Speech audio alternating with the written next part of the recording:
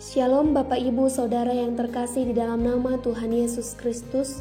Kita bersyukur untuk kehidupan kita saat ini. Kita boleh ada semua karena kemurahan dan kebaikan Tuhan, semua karena cinta dan kasih Tuhan dalam hidup kita. Ini adalah suatu hal yang perlu kita syukuri senantiasa. Bapak Ibu Saudara yang terkasih di dalam nama Tuhan Yesus Kristus, saat ini kita akan melakukan pendalaman Alkitab. Kita persiapkan hati kita berdoa.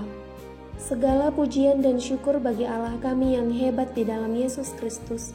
Pada saat ini kami bersyukur, kami ada sebagaimana kami ada menghadap Engkau Tuhan. Engkau memberi kami nafas kehidupan, kesehatan, kekuatan yang daripada Tuhan. Kami bersyukur. Dan pada saat yang berbahagia ini Tuhan, kami akan mendengarkan kebenaran firman-Mu. Kami akan belajar kebenaran firman-Mu. Tolong kami untuk memberikan yang terbaik untuk Tuhan Yesus. Terima kasih Tuhan, berkati waktu dan kesempatan yang ada. Biarlah semuanya untuk memuliakan Tuhan. Terpujilah Engkau Bapa di sorga, di dalam nama Yesus. Kami berdoa dan mengucap syukur kepada Bapa di sorga. Haleluya. Amin. Bapak Ibu Saudara yang terkasih di dalam nama Tuhan Yesus Kristus, tema pendalaman Alkitab kita pada saat ini adalah Tuhan Yesus adalah hikmat kita.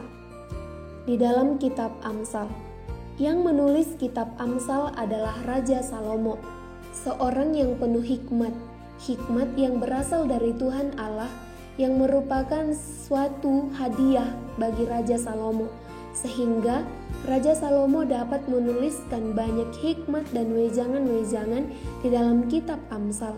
Kitab Amsal menuliskan tentang didikan-didikan yang menjadikan seseorang pandai, jujur, memiliki perilaku yang benar, yang sesuai dengan kebenaran firman Tuhan, bersikap adil, memiliki pengetahuan, bijak, dan yang paling utamanya adalah hidup takut akan Tuhan.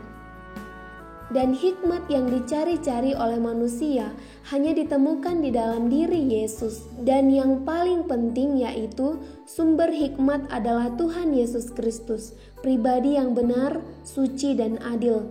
Hikmat Tuhan Yesus digambarkan dengan kemahatauannya dan kemahakuasaannya.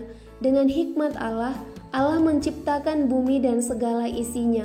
Dan Tuhan Yesus yang memberi hikmat kepada manusia sehingga manusia dapat menjalani hidup dengan penuh kebijaksanaan dan dengan penuh kepatuhan kepada Allah dengan sebaik mungkin.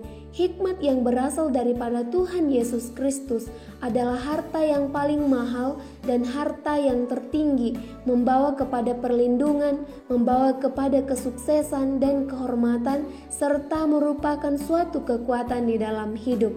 Di dalam pendalaman Alkitab pada saat ini, ada beberapa pertanyaan yang perlu kita jawab.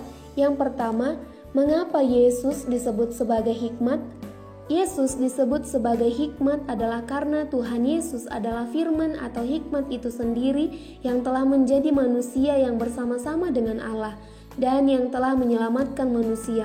Kita boleh lihat di dalam 2 Korintus pasal yang kedua ayat yang ke-10 sampai 16, Tuhan Yesus sebagai hikmat telah ada sebelum dunia dijadikan dan telah disediakan Allah bagi kemuliaan manusia. Tidak ada dari penguasa di dunia yang mengenalnya dan manusia tidak bisa memahaminya. Tuhan Yesus yang merupakan hikmat adalah kekuatan Allah di dalam menyelamatkan manusia dari dosa dan memberikan kehidupan kekal bagi manusia yang dikasihi Tuhan Allah.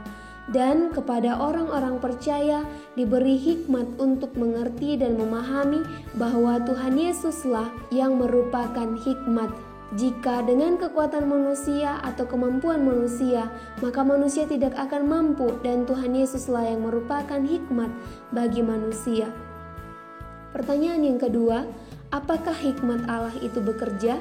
Ya, tentu, hikmat Allah bekerja dengan memberi pengetahuan yang benar bagi manusia untuk mengerti rencana Allah, memahami kehendak Allah, serta memahami firman Allah di dalam kehidupan manusia. Hikmat Tuhan Yesus juga bekerja menjadikan seseorang bijaksana di dalam membuat suatu keputusan yang harus dilakukan di dalam pekerjaan Tuhan Yesus.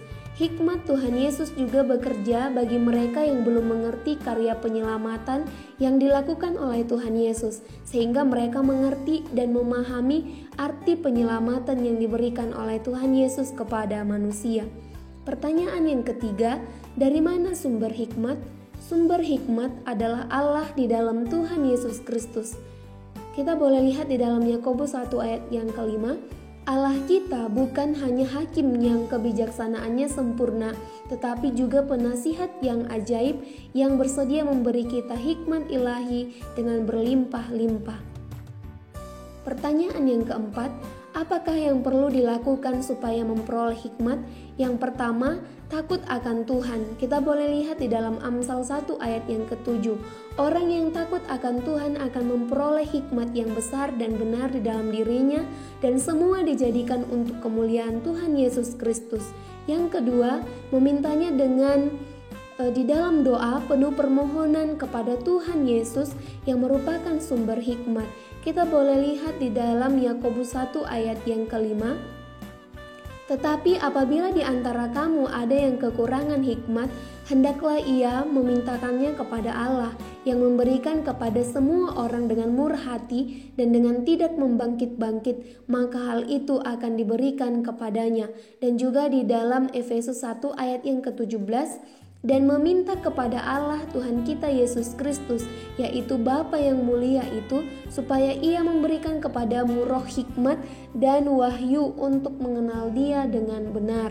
Yang ketiga, berjalan di dalam roh. Orang yang berjalan di dalam roh Allah akan mendapatkan hikmat dan dapat mengetahui kebenaran yang dari Allah di dalam Tuhan Yesus Kristus. Pertanyaan yang kelima, apakah hikmat sama dengan pengetahuan? Hikmat dan pengetahuan adalah dua hal yang berbeda. Hikmat adalah kebijaksanaan yang menghargai perkara rohani dibandingkan yang duniawi. Dalam Efesus 1 ayat 17-19, dan hikmat menentukan kemana seseorang akan melangkahkan kaki dan apa yang perlu dilakukan, dan mampu untuk menggunakan apa yang dimiliki. Dengan hikmat seseorang akan mudah berhubungan dengan orang lain. Kita boleh lihat di dalam Yakobus 3 ayat yang ke-17. Tetapi hikmat yang dari atas adalah pertama-tama murni, selanjutnya pendamai, peramah, penurut, penuh belas kasihan, dan buah-buah yang baik, tidak memihak dan tidak munafik. Sedangkan pengetahuan adalah suatu ilmu yang diketahui dan belum tentu dapat diaplikasikan. Dan yang menjadi kesimpulannya, yang pertama, Tuhan Yesus adalah hikmat yang telah menyelamatkan manusia dengan kasih dan kebijaksanaan Allah.